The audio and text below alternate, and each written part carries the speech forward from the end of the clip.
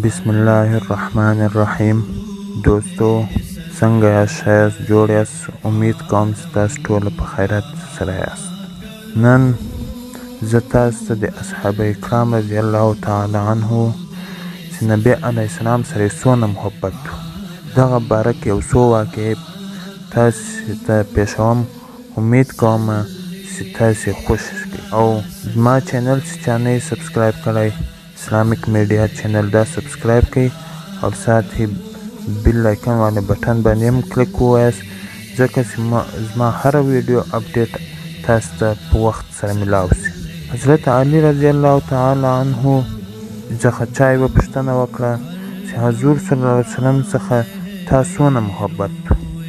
ده ورته ویلي چې قسم مې دې په هغه پاک ذات وي چې حضور صلی الله علیه و آله وسلم ما ته تر خپل ځان او تر خپل اولاد تر خپل مور پلار زیات رانږدې و او حتی که دونه رانږدې و چې زیاده تندې په حالت کې څنګه سړې اوبه دي تر دغه هم زیات رانږدې و. نو ځکه نو خدای پاک یو ځای قرآن مجید کې دا فرمایي چې ته ورته ووایه، نبي علیه السلام ته وایي چې ته ورته ووایه چې تاسې پلار، تاسې زویان، تاسې وروران، تاسې بیویګیان، تاسې مال، تاسې تجارت، هغه تجارت چې تاسې ډېر په خواري کې شنئ او تاسې هغه پسندیده کور تر دغو زیات محبت تاسې الله سره نه کوئ، یعنې له دغو شیانو سره زیات محبت کوئ له خپل مور پلار سره، له خپل اولاد سره، خو نبي علیه السلام او الله سره دونه محبت نه کوئ. نو بیا انتظار وکړئ. الله تعالی وایي د ما د حکم انتظار بیا وکړئ. ځکه نبي علیه السلام په دا باره کې خدای پاک په دا باره کې دا وعید را نازل کړی ده. او دویم حضرت انس رضی الله تعالی عنه څخه دا حدیث منقول ده چې حضور صلی الله علیه و آله وسلم ارشاد فرمایه کړی دی چې کوم شخص له ما سره تر هر شي زیات محبت نه کوي هغه کامل مؤمن نسوی جوړېدلی. او دا ذکر حضرت ابو هریره رضی الله تعالی عنه هم کړی ده. حضرت عمر رضی الله تعالی عنه یوه مرتبه له حضور صلی الله علیه و آله وسلم سره څخه دا عرض وکړم چې ته ما ته تر هر شي زیات محبوبه یې سوای زما خپل ځانه څخه، یعنې تر ما ځان زیات محبوبه درته. نو حضور صلی الله علیه و آله وسلم ورته وویل چې تر هغو یو بنده هم کامل مؤمن نسوی جوړېدلی تر څو پورې تر خپل ځان یم زیات محبت له ما سره وکړو.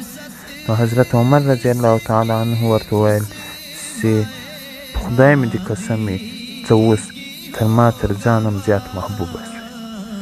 یوه مرتبه نبي علیه السلام ته یو صحابي راغلی. نو پوښتنه یې ځینې وکړه چې یا رسول الله قیامت په څه وخت راځي؟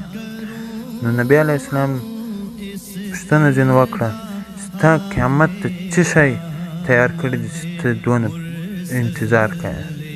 نو صحابي ورته وویل چې ما خو داسې ډېر لمونځونه، روژې، صدقې نه دي ذخیره کړي، خو بالحال ما چې د نبي علیه السلام او الله او د الله رسول سره محبت دا مې ذخیره کړی. نبي علیه السلام ورته ویلي چې ته په دغه دنیا کې له چا سره محبت کوې نو په هغه قیامت په ورځ به هم له هغه سره راپورته کېږي. نو نبي علیه السلام دا حدیث منقول شوی ده چې په دا دنیا کې چا سره محبت کوې او حشر به دې له هغه سره وي، له هغه سړي سره به راپورته کېږي.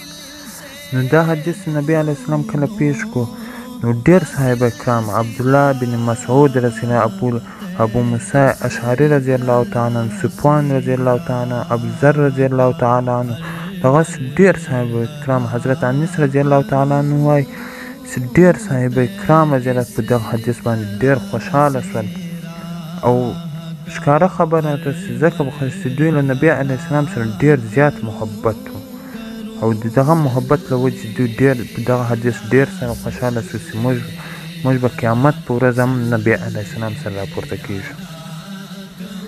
یو وار د حضرت فاطمې رضی الله تعالی عنها مکان نبی علیه السلام مکان څخه داسې لږ لرې وی، نو نبی علیه السلام دا خواهش و چې د حضرت فاطمې رضی الله تعالی عنها مکان دلته له ما سره لږ نږدې، ما له مکان سره نږدې. نو حضرت فاطمې رضی الله تعالی عنها عرض ټینګ وکړ چې د حضرت حارثې رضی الله تعالی عنه مکان نږدې ده تا له مکان سره، نو ته ورته ووایه چې دا مکان له ما له مکان سره بدل کړي. نو نبي کریم صلی الله علیه وسلم ورته وویل چې هغه سره یو وار مخکې م تبادله کړې ده، اوس شرم محسوسومه چې بیا ورته وایم. نو حضرت حارثه رضی الله تعالی عنه خبر سوی و، نو دستي نبي علیه السلام ته په خدمت کې حاضر شو او ورته ویل چې یا رسول الله ستا دا خواهش ده چې حضرت فاطمې رضی الله تعالی عنها مکان نه تا له مکان سره نږدې، نو زما مکان تا ته خالي کومه چې راځي شي حضرت فاطمې رضی، او دا یې ورته ویل چې یا رسول الله خدای مې د قسم وي چې ما سره کوم مال وي هغه دونه محبوبه نه ده چې زه کوم مال الله او د الله په رسول په لاره کې خرچوم، دا محبوبه ده. او امید کوم چې تاسو به دا ویډیو خوښ شوي، که هر چا خوښ شوي د ما چینل د سبسکرایب کړي او ساتھ هی دا بیل آیکن والا بټن دی باندې کلیک ځکه چې هر ویډیو اپډیټ تاسو ته بر وخت ملاو شي. والسلام.